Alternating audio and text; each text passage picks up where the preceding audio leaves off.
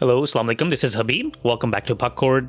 At the time of this recording, Ramadan is starting in just a few days, and I had to squeeze in this episode.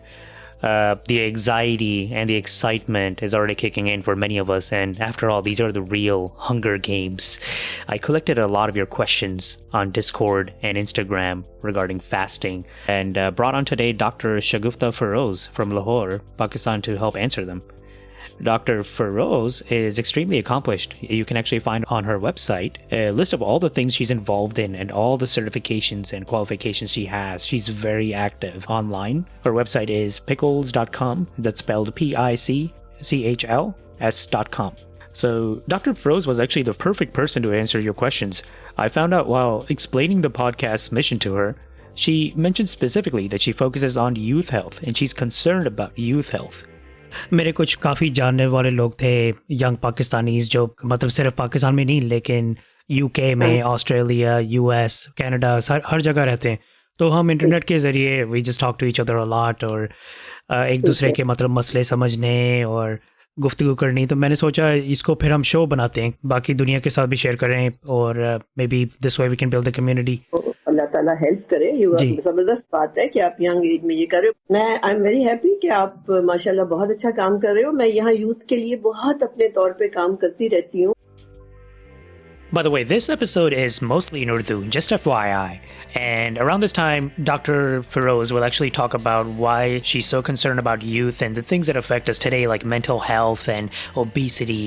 And this takes about 10 minutes before we actually get into the Ramadan discussion. So if you want, you can skip about 10 minutes ahead to get to the substance of the podcast. But I do recommend listening into this because it's very impactful and a very good discussion. So here goes.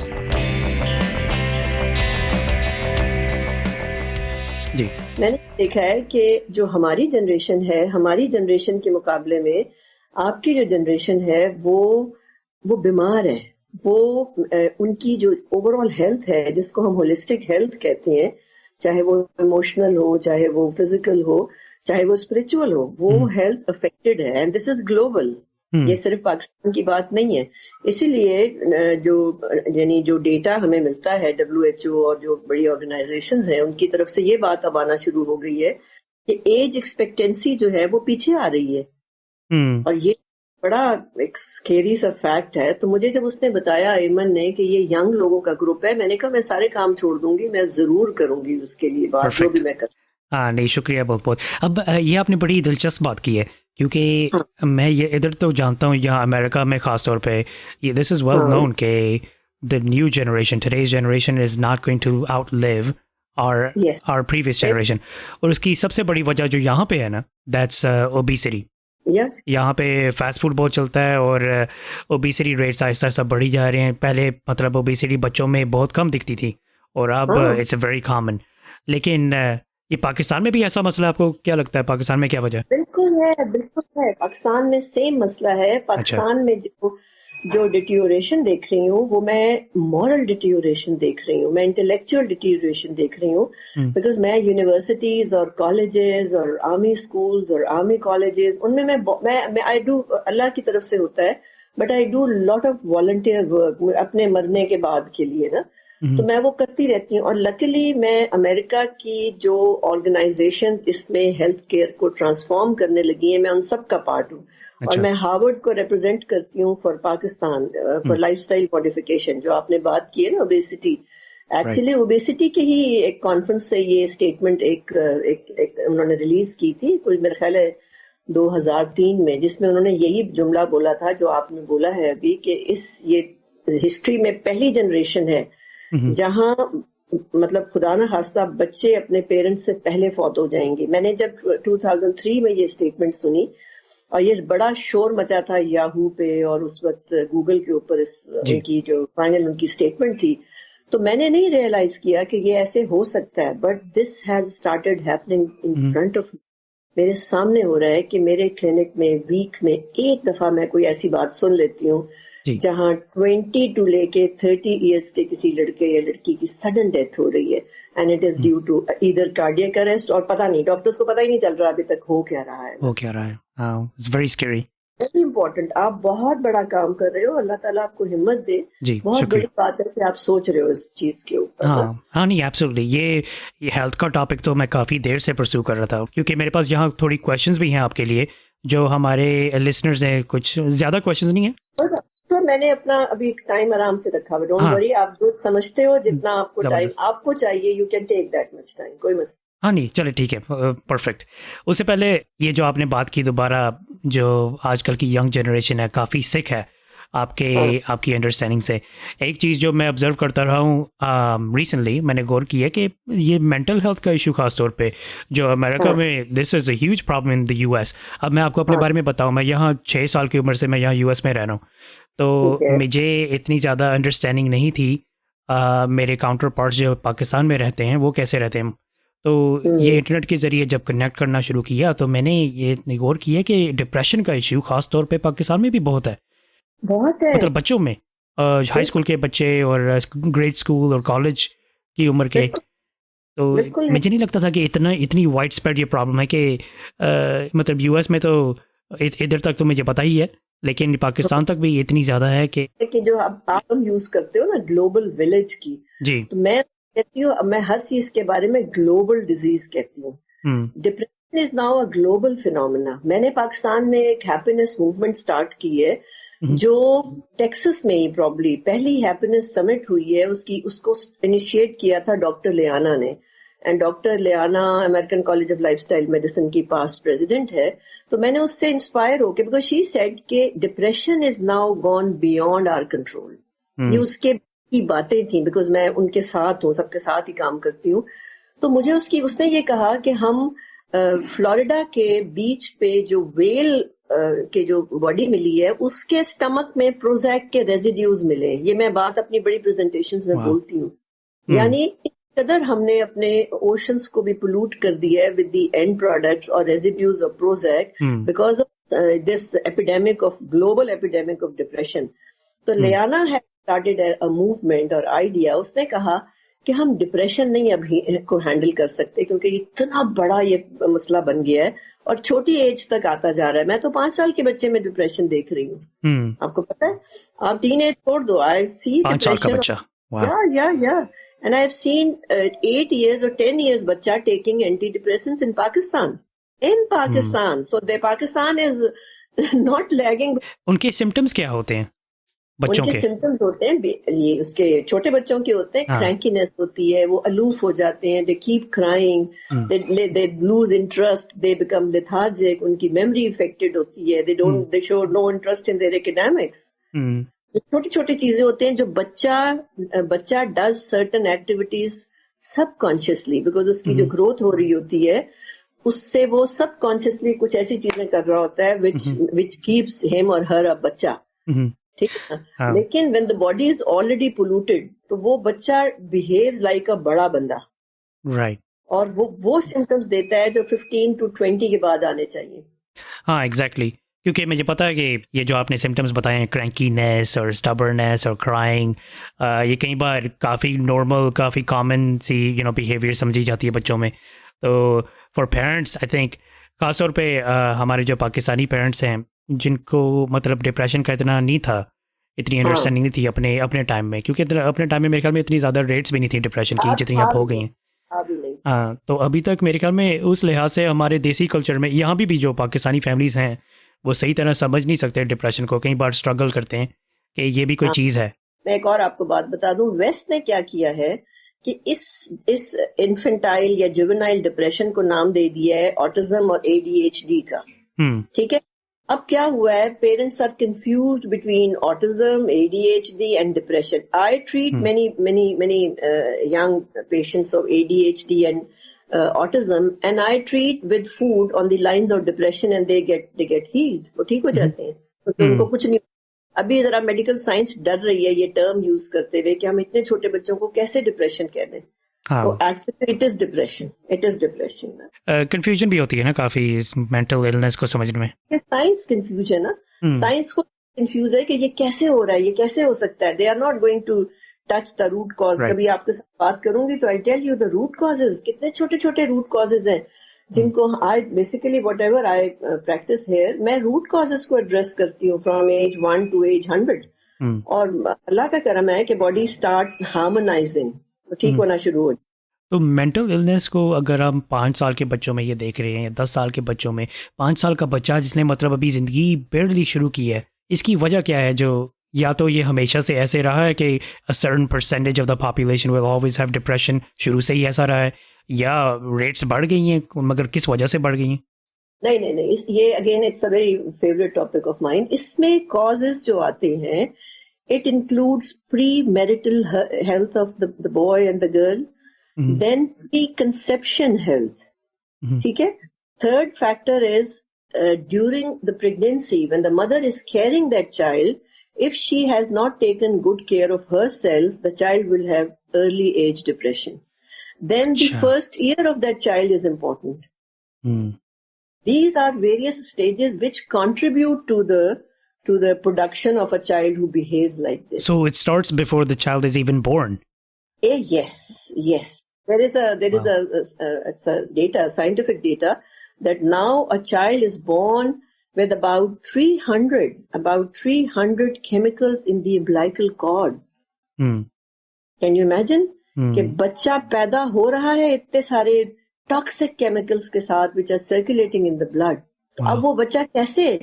How can the child be a peaceful child? वो नहीं हो सकता, because जो chemical होता है वो आपके mind को अनरेस्ट करता है। केमिकल को मैं शैतान कहती हूँ ना। The chemical is a demon, वो नेगेटिव चीज है। It goes and disconnect the physical body from the mind, and then you get fears, phobias, depression, negativity, lack of motivation, energy, positivity सब खत्म हो जाती है फिर। राइट। कॉमन डिप्रेशन की जो दवाइयाँ होती हैं, लाइक SSRIs, आपने प्रोज़ैक की बात की है, these are basically chemicals too, right? Yeah, they further toxify the body. They can't cure it. They just suppress the symptoms of depression. This is what they do, because I have worked with schizophrenics for 4 years. मैंने 4 साल volunteer किया हुआ, एक यहाँ rehab था, उसमें मैं जाती थी देखने के लिए कि इनके लिए मैं कुछ कर सकूं। They were never cured. They were never cured because they were put on lot of medications और बस उनको सिर्फ एक नम स्टेट में रखते हैं। राइट। स्किज़ोफ्रेनिया तो मेरे ख्याल में खास तौर पे इट्स अनक्यूरेबल, मेरे ख्याल में वैसे भी इसका अभी तक क्योर नहीं है। नहीं है और ये चाइल्डहुड से शुरू होता है, चाइल्डहुड से। हाँ, लेकिन जो कॉमन मतलब डिप्रेशन के सिम्टम्स हों, जो बंदा या औरत they did not have depression before in their life, फिर कोई ज़िंदगी का मुश्किल वक्त आ गया और समथिंग, ऐसे भी कॉमन केसेस होते हैं, तो डिप्रेशन शुरू हो गई, उनको फिर डॉक्टर प्रोज़ैक वो प्रिस्क्राइब कर देते हैं, तो वो साल 2 लेते हैं।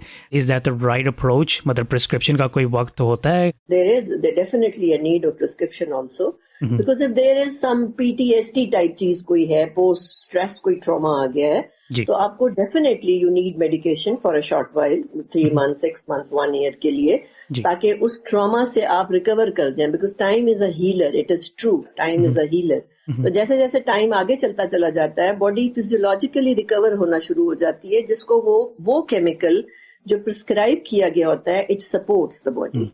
राइट। तो वो आहिस्ता आहिस्ता निकल आता है। But if you are putting that individual on a medication for lifelong, you are just spoiling the life of that person. Sahi. At this time, I asked the very first Ramadan question to Dr. Feroz.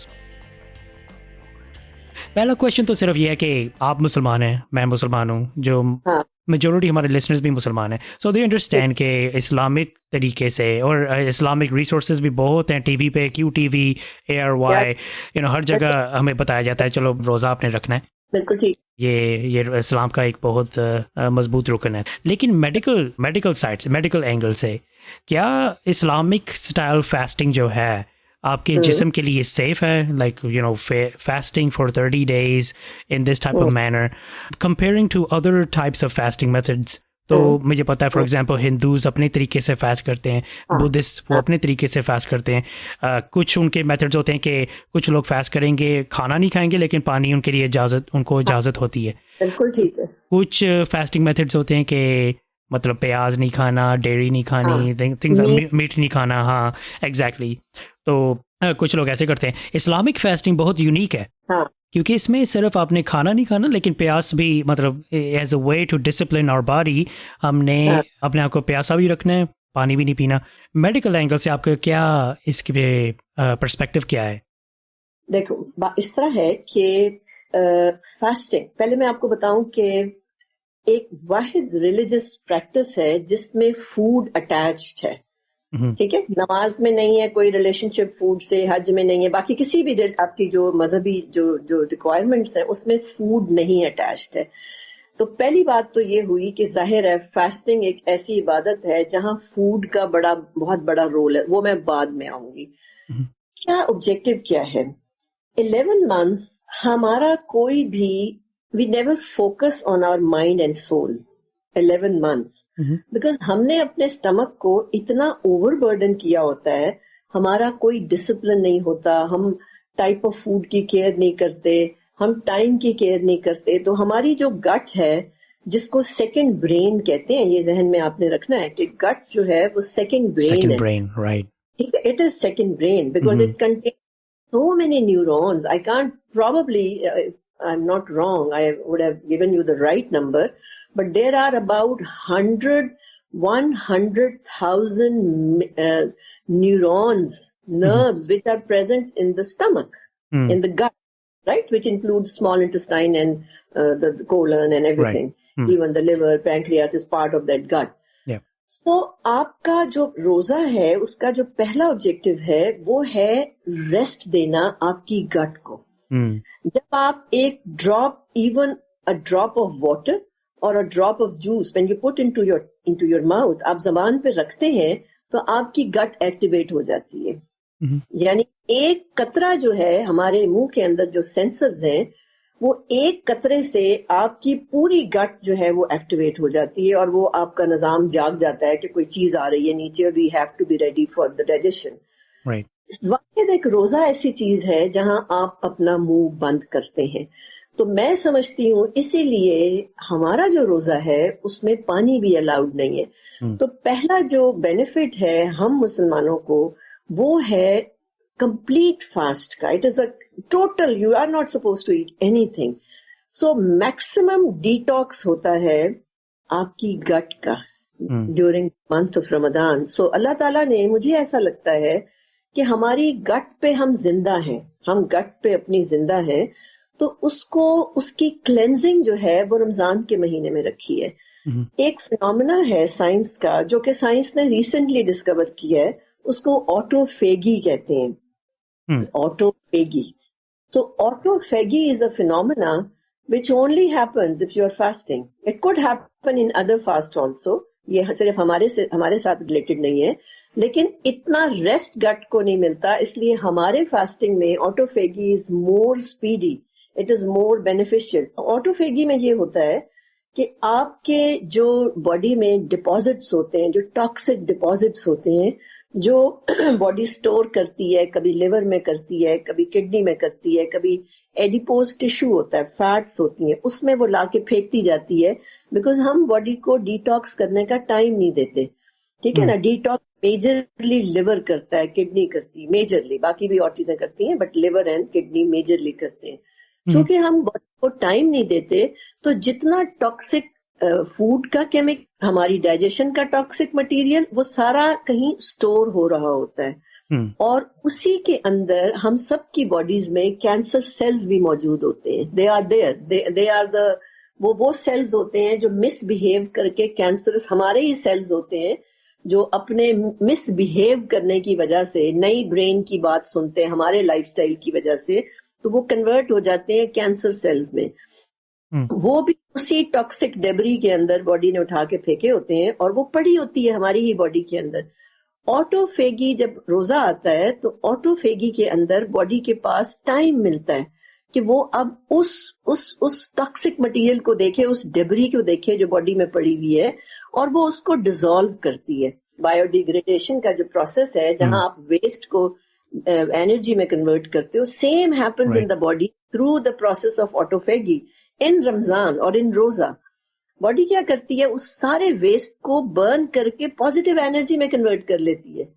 And this only is specific to रोजा, and I would say more to Muslim रोजा, more to Muslim रोजा, because we are not eating anything. अच्छा, अब एक चीज और आपको मैं बताऊं जो बहुत इंपॉर्टेंट है, because I speak a lot on this fasting ना। सबसे बड़ा जो डिफरेंस है हमारी फास्टिंग का और बाकी जितनी फास्टिंग्स हैं, जिसमें साइंटिफिक फास्टिंग्स भी हैं और रिलीजियस फास्टिंग भी आती हैं, हमारे अंदर बॉडी क्लॉक है। बॉडी क्लॉक ब्रेन में है, जिसको सुप्रा कियास्मेटिक न्यूक्लियस कहते हैं, and many other organs in the body like liver, kidney, adrenal gland, pancreas and heart, they have minor body clocks. ठीक है, उनको endogenous microprocessors कहते हैं, जो अपने अपने करंट्स प्रोड्यूस कर रहे होते हैं। ये जो ब्रेन की क्लॉक है ना, इट इज अलाइंड विद सन। ये सूरज के साथ एक्टिवेट होती है, और जब सूरज गुरूब होता है तो ये यानी ऑफ होना शुरू हो जाती है। इट इज अल्लाह has aligned this with sunset and sunrise. ये science has prove, this is now science I am talking about. अगर आपका रूटीन, ये मैं अब आपको सारा साइंस का बता रही हूं, अगर आपका रूटीन उस बॉडी क्लॉक के साथ अलाइन हो जाता है तो उसको एंट्रेनमेंट कहते हैं। This is a scientific term which I am using, entrainment का फिनोमेना कहते हैं। if your eating routine or all any other routine is aligned with the body clock या circadian rhythm, ये terms use होती हैं scientifically, तो सारे phenomena को एंट्रेनमेंट कहते हैं। हमारा वाहिद रोजा है जो एंट्रेनमेंट का फिनोमेना प्रोड्यूस करता है।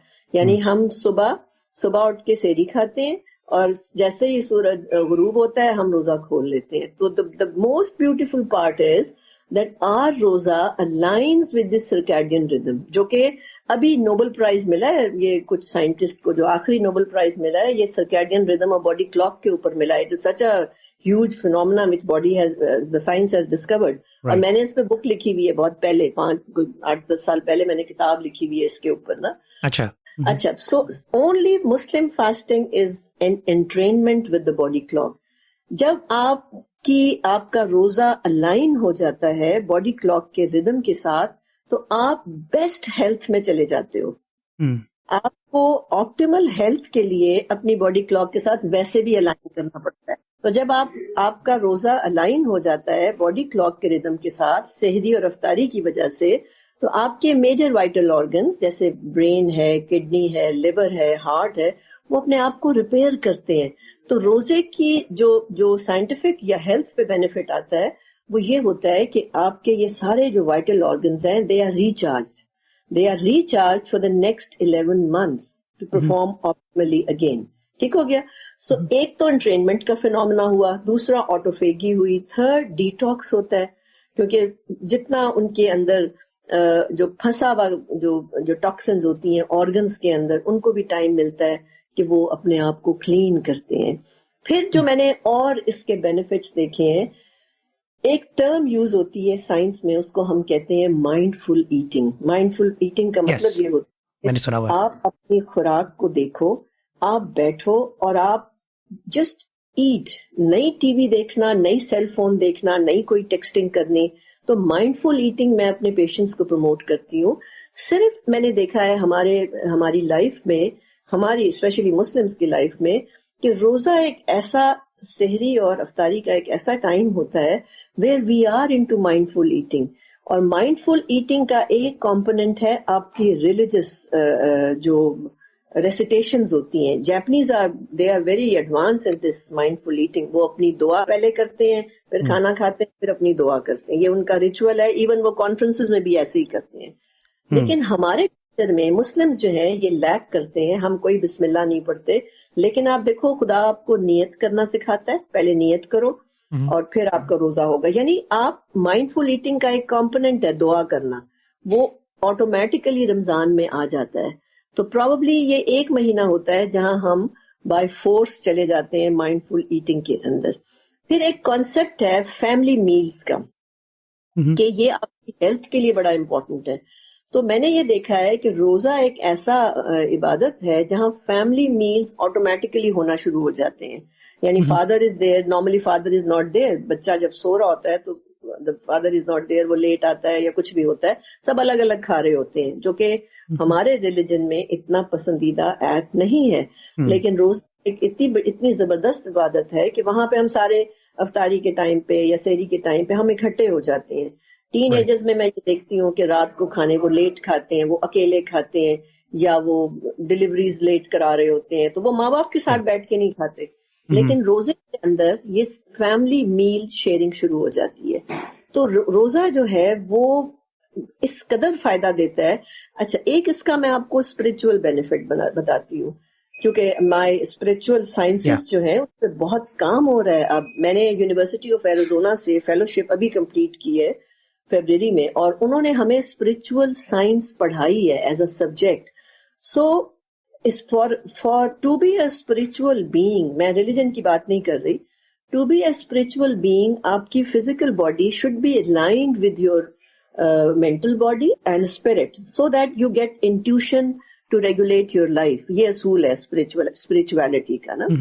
अब होता क्या है कि जब आप खाते पीते रहते हो और आप कोई डिसिप्लिन से नहीं खाते हो, तो आपके गट में इतने सारे प्रोसेसेस चल रहे होते हैं कि आपका ब्रेन को फुर्सत ही नहीं मिलती कि वो माइंड से कोई मैसेज ले सके। ठीक है, in order to get a message, in order to get something higher message from your spirit and mind, your brain and your body and your gut should be in a stillness mode होगा तो फिर आपको message आएगा जो आपके लिए beneficial होगा, and then you will be an evolved person, आप एक जीनियस हो जाओगे फिर। तो रोजे में ये होता है बिकॉज गट तो स्विच ऑफ हो गई, ब्रेन का फंक्शन बहुत कम हो गया, क्योंकि ब्रेन सारा वक्त खाना खाने में मसरूफ रहता है। तो जब वो उसका फंक्शन शट डाउन करता है या उस वक्त के लिए सीज करता है, तो ब्रेन को फुर्सत मिलती है माइंड की तरफ से और स्पिरिट की तरफ से आने वाले मैसेजेस लेने के लिए।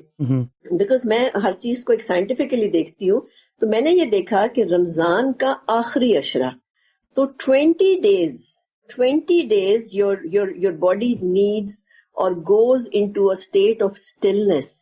That is why Allah talks about Lailatul Qadr and वो आपकी थर्ड आई एक्टिवेट होना और वो रोशनी देखना, बिकॉज 20 days में डिटॉक्स बड़ा अच्छा हो जाता है, ऑटोफेगी बड़ी अच्छी हो जाती है, माइंड बॉडी स्पिरिट अलाइन होने की स्टेट में आ जाते हैं। तो फिर जाके लास्ट 10 days में आप इतने प्योरीफाई हो सकते हैं कि आपको वो एक्सपीरियंस हो जाए उस लाइट का जो अल्लाह वांट्स यू टू सी। सही, बड़ा थोरो आंसर आपने दिया है। मैं काफ़ी चीज़ें सोच रहा था वाइल आप जवाब दे रही थी इस सवाल के। तो पहली जो आपने बात की इन द सेंस के इस्लाम का जो फास्टिंग का तरीका है, it's the only one that requires not just solid food but also liquids to be avoided. तो इस तरीके से हम अपना गट कम्प्लीटली शट ऑफ कर देते हैं। इस वजह से वाटर फास्टिंग से थोड़ा सुपीरियर है in terms of detoxifying and cleaning up your body. तो ये बड़ी दिलचस्प बात है। दूसरी बात आपने एंट्रेनमेंट के बारे में जो कि वो मुझे बहुत खुसूसी लगी, क्योंकि कई लोग ऐसे भी सोचते हैं कि कुछ लोगों का फास्ट 12 घंटे का होता है, कुछ लोगों का फास्ट 19 घंटे का होता है। तो इसकी क्या वजह है? हाँ, बिल्कुल सही। ऑब्वियसली आपने अपनी बॉडी को अलाइन करना है अपने दिन और रात के साथ, और ऑब्वियसली आप जहाँ रहते हैं उसका दिन और रात उनके टाइम टेबल्स अलग होते हैं। हाँ, बिल्कुल ठीक है। अच्छा, मुझे आपकी काफ़ी समझ आ रही है। आपका आंसर काफ़ी कन्विंसिंग है। आई थिंक वो कन्विंस नहीं पड़ी about the safety and the necessity of fasting in general. Yes, बिल्कुल। हाँ, अगली बात मैंने फूड के बारे में करनी थी। फैमिली शेयरिंग से पहले आपने कुछ बोला था, माइंडफुल ईटिंग। हाँ, वही बात। Mindful eating. तो कई बार ऐसे भी होता है कि ऑब्वियसली लोगों को भूख तो लगी होती है जब इफ्तार का टाइम आता है, तो वो माइंडफुल ईटिंग तो होता है, मतलब बंदा काफ़ी स्पिरिचुअल हो जाता है उस टाइम तक कि मतलब मैंने 5 वक्त की नमाज भी पढ़ लिया, आई फील वेरी कनेक्टेड। लेकिन वो जब खाने का वक्त आता है तो वो बस ब्रेक एवरी रूल। हाँ, इस वजह से हम ये फिनोमेना भी देखते हैं मेरे ख्याल में, जो कई लोग वेट गेन कर लेते हैं एक्चुअली ड्यूरिंग रमज़ान। अब मेरा प्रॉब्लम ऑपोजिट होता है। यूजुअली मैं वेट लूज़ करता हूँ जब मैं रोज़े रखता हूँ, बट मेरी फैमिली में मेरे अम्मी अबू और मेरे भाई सारे वेट गेन करते हैं। मैं यही सोच रहा था कि मैं क्यों वेट लूज़ करता हूँ। तो मैंने गौर किया कि मैं भी वही चीज़ें खाता हूँ, समोसे पकोड़े, लेकिन थोड़ी मतलब कम पोर्शंस में। तो मैंने हिसाब लगाया कि might have to do with that. तो मतलब कई लोगों का ये भी गोल होता है कि मैंने हेल्थी रहना है।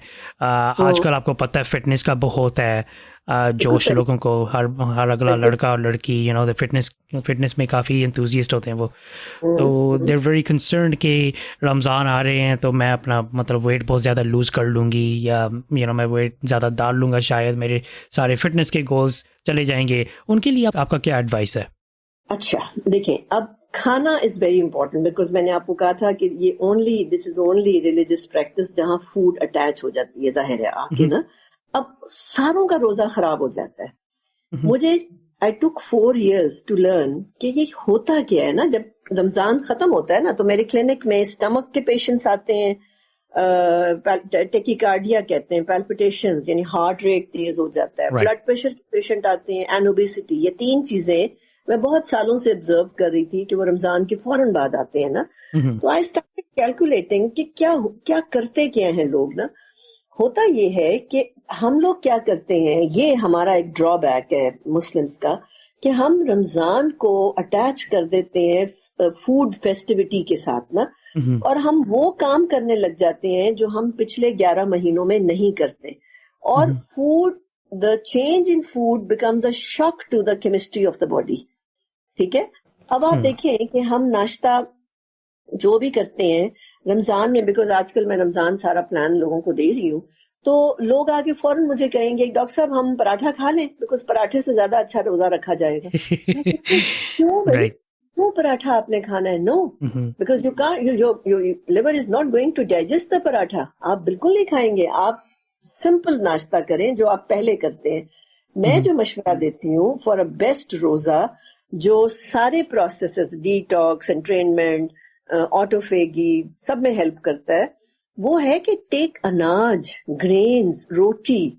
सो रोटी विद मुख्तलिफ कॉम्बिनेशंस मैं सजेस्ट करती हूँ। रोटी विद अंडा, रोटी विद मीट और कीमा और kebab, roti with potatoes, roti with some dal, lentil, beans. Rule ये है कि आपका ब्रेकफास्ट या आपका सहरी should be rich in complex carbs and proteins. And if your breakfast or your sehri is composed of these 2 food elements, आपका weight loss automatically होगा और आपको कभी भी स्टमक की कोई प्रॉब्लम रमजान में नहीं होगी। तो रमजान का डिटेल प्लान आपको बिल्कुल ले लेना चाहिए, मेरी वेबसाइट पे दिया हुआ है, वो आप बेशक शेयर कर लेना। लेकिन मैं आपको उसकी सिर्फ रीजन बता रही हूँ कि नाश्ता शुड बी हेल्दी। या कुछ लोग सीरियल्स खाना चाहते हैं, लेकिन वो पैकेज सीरियल्स नहीं होने चाहिए, वो होल ग्रेन सीरियल्स होने चाहिए, वो भी आप दूध के साथ ले सकते हो। कुछ लोग जो है वो टोस्ट खाना चाहते हैं, तो toast should not be the white bread, it should be whole grain और मल्टीग्रेन, और 12 ग्रेन्स और 17 ग्रेन्स में मिलती है। वो उन ब्रेड्स के साथ कभी एग हो, कभी चीज हो, कभी हमस हो सकता है, ये सारी चीजें। लेकिन बहुत पेट भर के नाश्ता करना चाहिए। और नाश्ते के बाद ग्रीन टी पीनी चाहिए। चाय पीने वाले लोगों को चाय पहले पीनी चाहिए नाश्तों से। अगर आप अपना रोजा इसके सहरी के बाद चाय पी के खत्म करेंगे तो सारा दिन आपको प्यास लगेगी। लेकिन अगर आपने चाय पहले पी है और आप पानी भी पहले पी चुके हुए हैं, तो आप और ग्रीन टी पे रोजा खत्म करेंगे तो आपको प्यास नहीं लगेगी। If you are living in a गर्मी वाला एरिया ना, आई डोंट नो कहाँ, जैसे पाकिस्तान जैसे मुल्क में खास तौर पे। और इसकी वजह क्या है? इसकी वजह ये कि caffeine is a diuretic basically. No, caffeine produces more acid in the stomach. Okay, stimulant है ना, स्टिमुलेंट है। ग्रीन टी का बनाने का भी तरीका मैं इवन मेंशन करती हूँ। अगर आप ज्यादा उसको डार्क कलर की बना जाएंगे तो उसका कैफीन कंपोनेंट हाई हो जाएगा, फिर वो भी इरिटेट करेगी। तो ये थोड़े से बेसिक्स आपने देख लेने हैं कि कैसे ये सारी चीजें, बहुत जैसे चाइनीज नहीं पीते ग्रीन टी, बहुत हल्की सी, that is the right way of taking green tea. Then it helps as a digestive aid और वो एसिडिटी नहीं करती है। ठीक है, तो ये तो हो गया नाश्ता। अच्छा, अब ये जनरल एक आउटलाइन आपको मैंने ब्रेकफास्ट के सेहरी की दी है। जो रोजा हम खोलते हैं, जो मेजर गलती करते हैं सब लोग, खास तौर पे मुस्लिम्स, कि वो टेबल पे जब बैठते हैं तो जाहिर है सारा टेबल भरा होता है उस वक्त अफ्तारी की चीजों से। उसमें आपके कोई ड्रिंक्स भी होंगी, फ्रूट चाट भी होगी, दही भल्ले भी होंगे, चना चाट भी होगी, और सैंडविचेस भी होंगे, पकौड़े भी होंगे, नूडल्स भी होंगे, यही कॉमन कॉम्पोजिशन। अब हम इतने भूखे होते हैं उस वक्त कि हम सब कुछ खा जाते हैं। And Right. हम कुछ ऐसी फूड्स को कंबाइन कर जाते हैं जो आपस में they start fighting with each other. ये जो कॉम्बिनेशन जितनी फूड मैंने बोली है ना, ये सारी एक टाइम पे नहीं ली जा सकती, बिकॉज ये कंपैटिबल ही नहीं है एक दूसरे के साथ। मैंने फिर उसको सोचा और फिर उसका एक सीक्वेंस बनाया है। वो सीक्वेंस ये है कि आप रोजा खोलो, जैसे खजूर से रोजा कहने के लिए क्या मतलब सुन्नत भी है, आप खजूर सारा मीठी चीजों से रोजा खोलें, जैसे आप खजूर से खोलें, फ्रूट चाट से खोलें, और कोई ड्रिंक ले लें, जैसे लेमनेड है या any drink, what ever drink you like, कोई शेक्स हैं, स्मूदीज हैं, जो भी आपको पसंद है, तो सब मीठी मीठी चीजें एक साथ ले लें। और मैं लोगों को मैं यही सिखाती हूँ कि सिर्फ टेबल पे उस वक्त मीठा रखें, और आप देखें आपको क्या बेनिफिट होता है रोजे का। इस कॉम्बिनेशन से मैं बॉडी में बनने वाली डायबिटीज को रोकती हूँ, जो हमारे कल्चर में हर रोजा रखने वाले के अंदर शुरू हो जाती है उस एक महीने के अंदर, because of the wrong com. अच्छा, तो राइट। आपने जस्ट मीठा टेबल पे रखा, आपने खजूर खाई, आपने फ्रूट चाट लिया, आपने ड्रिंक लिया, आप उठ जाए वहां से, आप जाके नमाज पढ़े। ठीक है, अभी पानी नहीं पिया, मैंने अभी तक कोई पानी नहीं बोला। ये भी ये गलती करते हैं लोग कि पानी के ग्लासेस पे ग्लासेस लेना शुरू हो जाते हैं। मैंने कोई पानी की बात की। पानी लेने के लिए थोड़ा सा बॉडी को इंटरनली वार्म हो जाना चाहिए, ये रूल है, देन पानी बिकम्स अ हेल्दी ड्रिंक। अब आप उठ गए, नमाज पढ़ी, नमाज जब आप पढ़ के फारिग होंगे तो आपका रोजा खुले हुए 20-25 मिनट्स हो चुके होंगे या 30 मिनट्स हो चुके होंगे। अब आपने पानी पीना है, ये एक सीक्वेंस है रोजा खोलने का। अब आप जो 1 गिलास 2 गिलास जितना मर्जी पानी पीना है पानी पी लें। किसी ने अगर चाय पीनी है तो इस ब्रेक पे आके चाय पी जाती है। और अच्छा, उसके बाद अपना डिनर ऑर्गेनाइज करें। बिल्कुल डिनर करना है। बहुत से लोग मुझे आके कहते हैं कि डॉक्टर साहब हम रमजान में नहीं करते डिनर, हम तो अफ्तारी खाते हैं। क्यों भाई, आपकी body is not used to of this अफ्तारी इन द लास्ट 11 months। आप क्या कर रहे हो? You are giving a chemical shock to your gut. So अफ्तारी को ब्रेक करें। अफ्तारी में फर्ज करें आपके पास दही भल्ले हैं, पकौड़े हैं, तो ये सारा नमकीन स्टफ है। आप अपना जब खाना खाएंगे तो खाने के साथ आप नमकीन कोई चीज ले लें, because salty foods are compatible with salty foods and sweet foods are compatible with sweet foods. ये रूल है मेजर, बड़ा, ठीक है। राइट। अब आप खाना खाया, जो भी खाना आपने खाया वो खाना लें, और उसके साथ आप बेशक अगर कोई दही भल्ले बने हैं, कोई पकौड़े बने हैं, तो वो उसके साथ खा लें। लेकिन don't eliminate your dinner, don't eliminate the routine का खाना।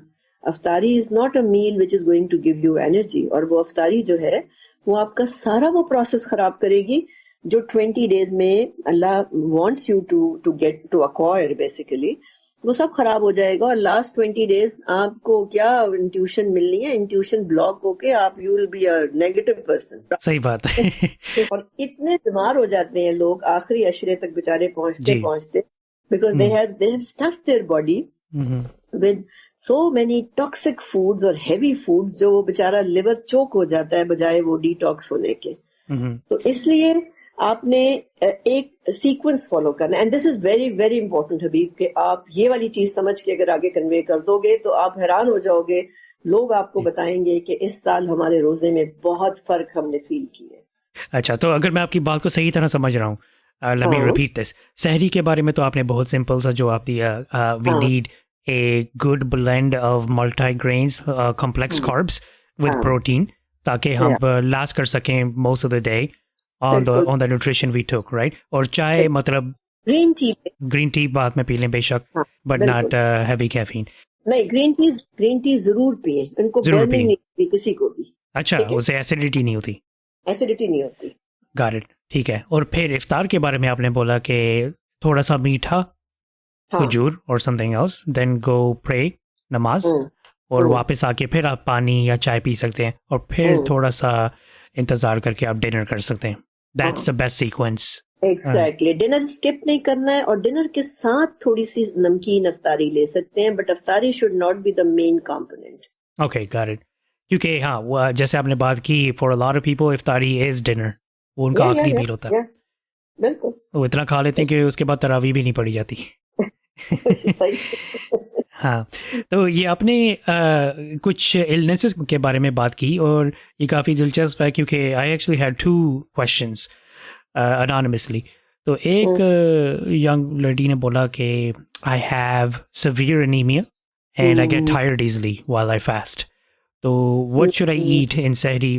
उसने तो ये पूछा कि what should I eat in सहरी to avoid this, कि मेरा anemia मुझे backfire ना कर जाए because of the way that I fast.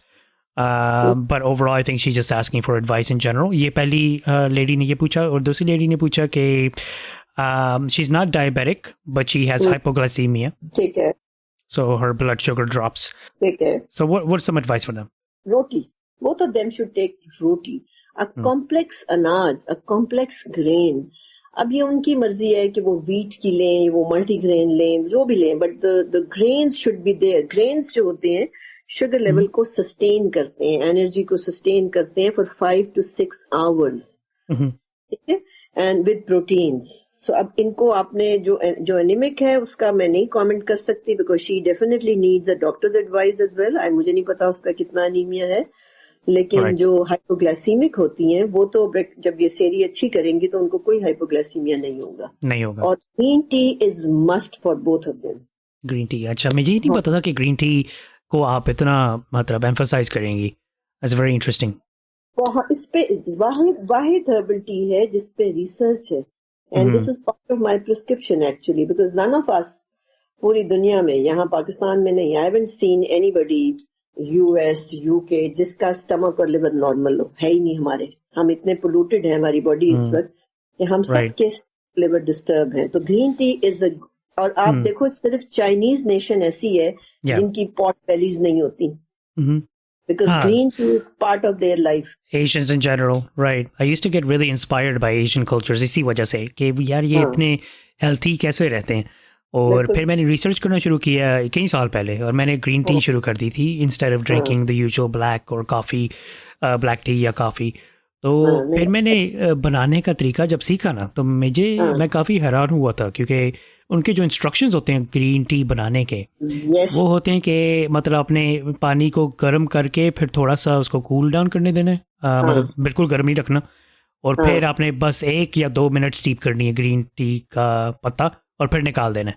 Exactly this is what I teach. लेकिन जब हमारे घर में जब कावा बनाते थे, तो वो तो ऊपर अम्मी कई बार रुमाल ऊपर लपेट के, या कोई भी मेरे भाई ऊपर सही तरह उसको दम दे के अच्छी तरह 10-15 मिनट का दम दिया, उबाली गई, और फिर हमने पीना शुरू किया. और फिर हम सब कंप्लेन करते थे एक्चुअली कि यार हार्टबर्न होती है. नहीं, it is toxic. It turns into a very strong black coffee और ब्लैक टी. राइट. ये बहुत ज्यादा हो जाता है. हाँ, बहुत खराब है. It should B of a golden colour. Right. So not too much. तो इससे मैंने काफ़ी सीखा है, आई थिंक होपफुली जो लोग सुन रहे हैं इसको वो भी समझ सकेंगे, क्योंकि ग्रीन टी का वाकई इतनी ज़्यादा अडॉप्शन नहीं है देसी कल्चर में, और जो सी अडॉप्शन है भी वो सही तरह बनाई नहीं जाती. बिल्कुल सही है, ऐसे ही. और ये एक बंदे ने तो स्पेसिफिक एसिडिटी के बारे में पूछा, तो आई होप ये उनके क्वेश्चन को जवाब दे सके. अगर उन्होंने इस तरीके से ली और रोज़ा जब खोलेंगे और इस सीक्वेंस में रोज़ा खोला तो हरगिज नहीं होगी acidity. Because I learned about this plan, या मैंने फोकस ही किया था एसिडिटी को, पोस्ट रमजान जो एसिडिटी होती है उस पे. तो अब किसी को नहीं होती, ना मुझे होती है ना मेरे पेशेंट्स को अब होती है. तो ये हाइपोग्लाइसीमिया और एनीमिया की जब हम बात कर रहे हैं, तो साइड क्वेश्चन ये है कि आंटी कोई ऐसा ग्रुप है जो इसको आपके ख्याल में फास्टिंग करनी ही नहीं चाहिए? Yes. Okay, anemia is important because if level is, I don't know what is her level, but if the HB is below 10, it is 7, 8, she should not fast. If it is 10 or 11, then it is okay. Normally, severe anemia is 7 or 6, and इसमें तो बिल्कुल fasting recommended नहीं है ना. इसी तरह वो diabetics जो इंसुलिन पे होते हैं, if they are taking more than 20 units twice a day, तो फिर they should not fast, or they should get an opinion from their physician. और thirdly, जो किसी disease से recently recover हुए हैं, जैसे किसी हार्ट कोई disease हुई है about 4-6 weeks before, उनको नहीं फास्ट करना चाहिए. किसी का कोई एक्सीडेंट से रिकवर हो रहे हैं, उनको नहीं करना चाहिए. और कोई सिवियरली कोई मेडिकेशंस के ऊपर, डिप्रेशन की मेडिकेशंस के ऊपर हैं, उनको ख्याल करना चाहिए. तो ये कुछ कैटेगरीज हैं जहाँ पे थोड़ा सा ध्यान करने की जरूरत है ना, and they need opinion basically. सही सही। और फिर अगला क्वेश्चन है कि I guess this is fitness related. तो this person asked a question from Toronto Canada. ये कनाडा में रहते हैं, तो कनाडा के फास्ट जो हैं वो अनयूजुअली लंबे होते हैं। एंड तो ये कहते हैं कि हमारी सहरी मतलब 4 बजे ख़त्म हो जाती है और फिर 9 बजे रात के इफ्तारी होती है, तो बीच में 7 घंटे हुए। तो वो बस पूछ रहे हैं कि बीच में 7 घंटे हुए, सोना भी तो है, जॉब पे भी जाना है, तो what's the best time to work out, to exercise, या एक्सरसाइज करनी ही नहीं चाहिए? नहीं करनी चाहिए, बिल्कुल करनी चाहिए। The best time is before iftar, so he can do the exercise once, या बिफोर अफ्तार ना, बिफोर अफ्तार इज सेफ। अच्छा, हाँ, क्योंकि देखें जो पोस्ट अफ्तार है उसमें रिस्क है, आपने पता नहीं क्या क्या खा लिया है और आपने अपने हार्ट को ऑलरेडी स्ट्रेस में डाल दिया, probably due to wrong combinations. Wrong combinations can lead to high insulin in the body, and high insulin leads to a cardiac episode risk. तो मैं कभी नहीं रिकमेंड करती पोस्ट अफ्तार। So it is very safe कि आप अफ्तारी से पहले एक्सरसाइज कर लें जितना आपका स्टेमिना है। 20 minutes is minimum recommended now. 20 minutes of walk और 10 minutes of strenuous exercise जो है वो recommended है। ये because lifestyle medicine मेरी speciality है and exercise is part of that speciality। तो उसमें हमें सिखाया गया है कि क्या recommend कैसे करते हैं ना। So 20 minutes of walk and 10 minutes of strenuous exercise. The walk is every day and the strenuous is thrice a week. वो ये कर सकते हैं आराम से। अच्छा, राइट। तो जब आप पोस्ट अफ्तार कहती हैं, इसका मतलब आर यू कंसीडरिंग कि 2 घंटे 2-3 घंटे इंतजार करके भी 3 घंटे करना पड़ेगा? हाँ, फिर 3 घंटे करना पड़ेगा। तो फिर वो सोएंगे कब? टाइम जो इतना शॉर्ट होता है। हाँ, एग्जैक्टली, वो भी तो मसला है। अच्छा, दूसरी एक और बात होती है, जब आप सोने से पहले एक्सरसाइज करते हैं तो it affects your sleep. You won't be able to sleep because exercise releases cortisol which is hormone. Cortisol is a stimulant hormone और cortisol never puts you into sleep mode. वो कभी भी नहीं आपको सोने देगा। ये तो मैंने आजमा के देखा एक्चुअली। हाँ। तो मैं हमेशा एक्सरसाइज रिकमेंड करती हूँ बिफोर मगरिब इन नॉर्मल डेज ऑल्सो। यानी एक नॉर्मल रूटीन की बात कर रही हूँ। सिर्फ पोस्ट डिनर अगर किसी ने कुछ करना है तो वो थोड़ी सी वॉक है 10-15 मिनट्स की जो स्लीप को फैसिलिटेट करती है, बट एक्सरसाइज और gym will never facilitate sleep. Right. और I guess a secondary fitness question, तो आजकल muscle mass, a lot of people want to retain muscle during fasting, during the month of fasting. Obvious answer तो ये होगा कि you need to consume enough protein. उसके अलावा कुछ और कर सकते हैं कि नहीं? No. I disagree, by the way. I disagree. Okay. Muscle mass is majorly, ये बड़ा एक मिथ है और ये भी हमें जो कि उसमें पढ़ाया गया है कि किस तरह जिम में गलत डायरेक्शंस दी जा रही हैं, और ये सारा यूएस का ही वो है कंटेंट है जो मैंने पढ़ा है कि वहाँ ऐसे गलत प्रोटीन्स दे दी जाती हैं। मसल मास डेवलप करने में सबसे ज्यादा कॉम्प्लेक्स कार्ब्स, अनाज हेल्प करता है। So the best combination to work on your muscle mass is again complex carbs and proteins. Because if you overdo proteins, so later on you affect definitely your kidneys and your bones. Right. So probably आपने muscle mass develop किया for a short period of 5, 10, 12 years. उसके बाद आपका muscle sag करेगा और आपके kidney function जरूर affect होगा। क्योंकि बहुत ज्यादा प्रोटीन आपने कंज्यूम कर ली। बिल्कुल, मसल से निकालती है ना। When you consume over protein it extracts calcium from the bones. तो आपका मसल जो उसकी बेस है, it is the bony structure. So if the bone is going to collapse, the muscle is going to get saggy और आप hunchback हो जाते हैं, आपका पोस्चर बदल जाता है। जितने फिटनेस फ्रीक्स मैंने देखे हैं, अल्टीमेटली उनका स्ट्रक्चर चेंज होना शुरू हो जाता है। ठीक है, तो in order to maintain the muscle mass they should focus on the same composition of the सेरी जो मैंने बोली है। एंड फॉर डिनर अगर आप वो ज्यादा कॉन्शियस हैं तो before dinner they should consume soups और ब्रॉथ और यखनी। ठीक है, और बाकी अपने डिनर में वो अपना रूटीन जो भी खाते हैं उसमें protein should be there along with the complex carb. Along with the complex carbs, right? तो मतलब काफी बैलेंस्ड मील होना चाहिए। ये नहीं कि आपने बस एक ही आपने मैक्रोन्यूट्रिएंट को पकड़ के रख लिया। You have to focus on micronutrient. Our life is based on micronutrients, not on macro. ठीक है? सही और सही। वो सारे के सारे कॉम्प्लेक्स कार्ब्स में है।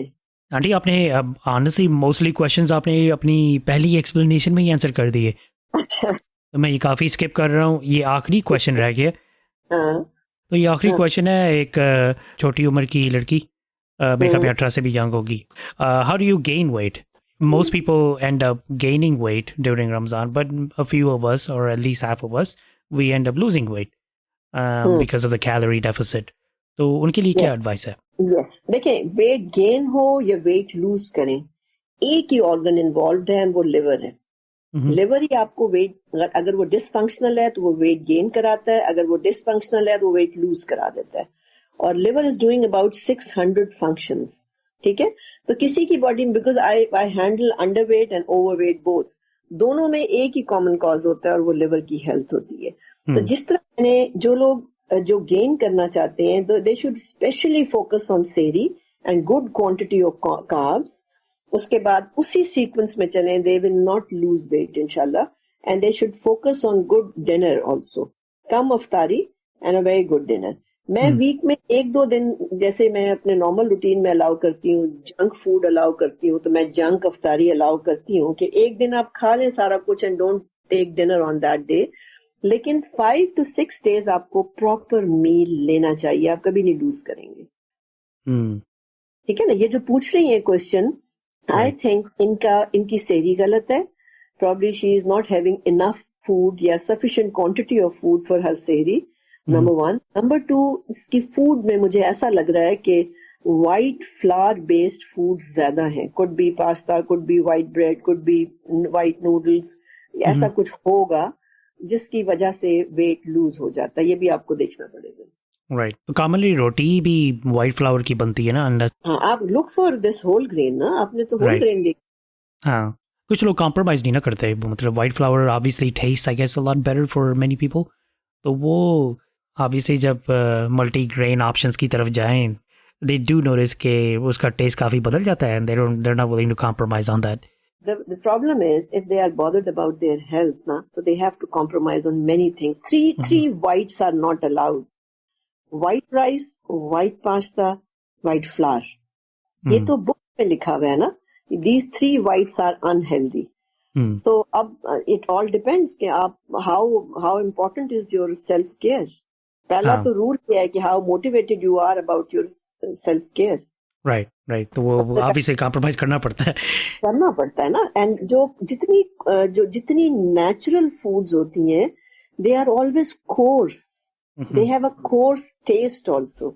द रीजन इज, जो उसको रिफाइन कर देते हैं, वो आपकी जो एडिक्शन पैदा करती हैं। लेकिन जो नेचुरल फूड्स होती हैं, जैसे होल ग्रेन है, वो कोर्स है, तो बॉडी को एफर्ट ज्यादा करनी पड़ती है उसको डाइजेस्ट करने के लिए। और बॉडी में भी लिथार्जी है, there is a built in lethargy in the body wants to select the food which is going to be digest. Yes, तो हम बहुत जल्दी मैदे को एडिक्ट हो जाते हैं, but we don't get addict to wheat as early as we get addict to the maida. Very interesting. और इसी वजह से फॉर एग्जांपल, अगर मैं अपने सामने एक समोसा देखूंगा और समोसे के साथ मैं देखूंगा एक very nice grinder like lean grilled chicken inside, तो obviously samosa looks much better to me. Yes, क्योंकि मेरा जिस्म कह रहा है कि ये मोस्ट लाइकली बहुत आसानी से अब्सॉर्ब हो जाएगा। And samosa is by the way declared the worst food of Asia. अच्छा।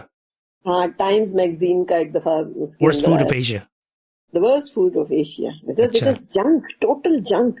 व्हाइट फ्लावर, फिर frying in oil, hydrogenated oil, trans fats loaded है समोसा।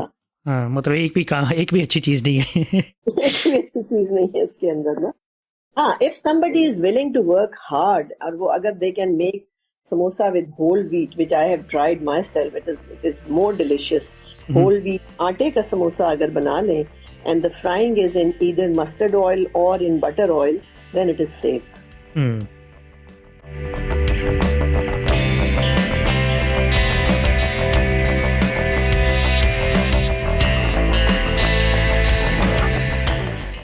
जी शुक्रिया बहुत बहुत आपके टाइम के लिए। बहुत शुक्रिया आपका भी। Okay, thank you. ओके, अल्लाह हाफिज़।